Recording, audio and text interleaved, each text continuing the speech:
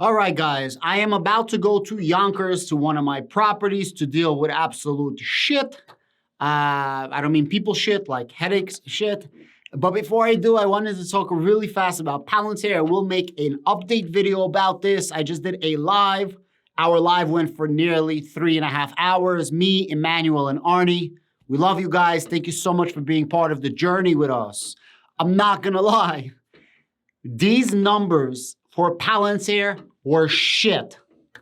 The worst part about these numbers for Palantir is not that we only reached like 470 million and change in revenue, is that the revenue is going to go from like the 471, whatever we have, to estimated, I think it was like 473, 474 off the top of my head, which means that our growth for the next quarter over quarter is literally going to be less than 1%, less than 0.5%. It's like 0.4%, which means that our year over year growth is also going to be shit. It's going to be under 25%. Right now, I think our numbers are like 26% or something. It's going to be that much worse next quarter. It's probably going to be closer to like 20%. Guys, I cannot sugarcoat this. I have positives about this, but I cannot sugarcoat the numbers as it stands. Like if you're literally taking the numbers and this is you, right? If this is you, then yeah, it sucks. But if you zoom out a little bit, there was a couple of positive things that were said. Real fast. We have $3.5 billion in remaining deals. We have $1.2 billion in performance obligations. We have $2.4 billion in cash. So the cash went up $100 million. The main thing is they said that they are increasing their line of credit from 500 to 950 million. And they called it their war chest. So they have a lot of money on reserves, which is a great thing. You want to have money on reserves so that if something happens, you can get out of this. That's the main thing. The second main thing is the government clients went up. So government clients went up by 8. That's a very big number, and I'm going to explain to you why. In the past, the government numbers, and I'm sorry I don't have charts, guys. I just want to get a video out, and I'll make a better one. In the past, the government contracts didn't go by 8. And everybody knows that the government contracts start small, and then they go huge to tens of millions, hundreds of millions, possible billions of dollars. So by them increasing the government contracts, so the government clients, I'm sorry, is a huge thing. Now, all of this that they're doing right now is trailing 6 to 18 months approximately, because that's how long it takes to actually get the government contracts, move forward with government contracts, possibly get bigger government contracts.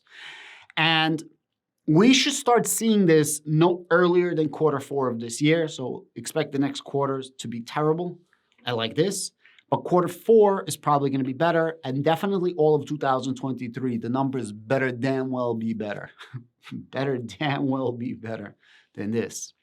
So in terms of customers in government, we're growing. That's a very good thing. That's a positive thing. And I'm not sugarcoating it. That really is a good thing. In terms of us having tons of money on hand, that is excellent. And in terms of us increasing our lines of credit by nearly double, fantastic. So we have $3.5 billion in contracts possible. We have another 1.2 in performance contracts. And we have nearly $3.5 billion on hand to do whatever we need to do with. Because of that, no matter what happens in the next 2 to 3 years, Palantir's surviving. If they don't have any other like new contracts, they're going to do fine. So for longevity, that's good. What sucked is the actual numbers were not growing. Customers is growing. The money is not there. But the cycle of government contracts starts October 1st. That's per Chris. Chris was with us in the morning too. Shout out to Chris. So that's a good thing. Arnie pointed out a few things, and I'm sure he's going to make a video on this. I really hope so. He's amazing. Really, the guy is hella smart. That it's not just Palantir that's down with their revenue. It's also Raytheon, and he showed us also Lockheed and Martin. He was literally doing it live on the live. So if he's showing us that the numbers are down for Raytheon, and he's showing us that the numbers are down on Lockheed and Martin, but the numbers are kind of up for Palantir, the question is, why are the numbers up for Palantir? because they have a commercial sector. Remember, only 1/3 of their business approximately is actually for government military contracts. The other third is for regular government contracts, and the other third is for commercial. So our numbers sucked, but it's not just our numbers. It was also other defense contractors. And because the other defense contracts are down, it's not specific to Palantir, but for the entire sector. Problem is Raytheon and Lockheed is more established while Palantir is still growing. So if you zoom out and look at the entire sector, Palantir is in line or doing better than the competitors. I don't know if this helps you or not, but Palantir is a long-term play. So the numbers at hand sucked. Reserve cash, great. They still have a lot of obligations and deals, although these numbers are not growing. They still have billions and billions of dollars on hand. And that's a very good thing to get through this. Alex Karp said, listen, for the last decade, we had a 35% CAGR, compound annual growth rate. He says a couple of those years, we have flat years. Some years are better, some are worse. He says this is no different. He basically says, look, we have a very bad time right now, but we're going to get out of this and it's going to move up. He was super arrogant. As he was talking, he was hitting the desk. And that depends if you feel like that's a good thing or a bad thing. He's 100% passionate about his company. But I feel like he doesn't know how to play ball, which, again, could be a good thing or a bad thing. And that's kind of how the earnings went. It was very mechanical. You didn't see them speak, which really sucked. I wanted them to do a visual earnings. Alex kept banging the desk, and he basically was kind of avoiding a lot of questions and saying how people don't understand us and how, our products are the best. We have no competition, so on and so forth. So it all depends on how you feel of what he said. Definitely the numbers are not doing good. In the morning, it was negative 15%. Right now, it's about negative 10%. I'm sorry for these noises. Let me just turn off the sound. Right now, it's negative 10%. And that's where it is. I'm going to make a full video. I'm not selling my Palantir. I'm dollar cost averaging every single day, just like I've been. I'm buying more Palantir for my son.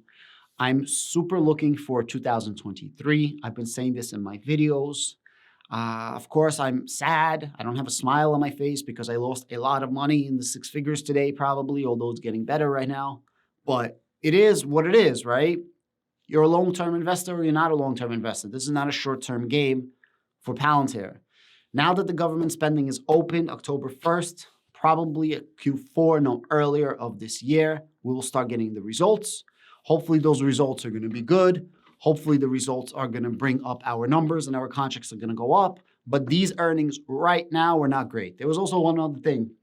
So about a month ago, a couple of weeks ago, Ether Squared and the Palantir Discord, link down below, Palantir Discord, him in Cameroon, they found a link to Tesla for Palantir Foundry. In this earnings call, they mentioned working with SpaceX, Elon's SpaceX, for their Meta Constellation program, which is basically the satellites in outer space, where they can literally find a piece like this in outer space of debris. So we know that they're working with Elon for Tesla. We know that they're working with Elon for SpaceX, or we assume, right, based on the rumors and the little data points that we're getting.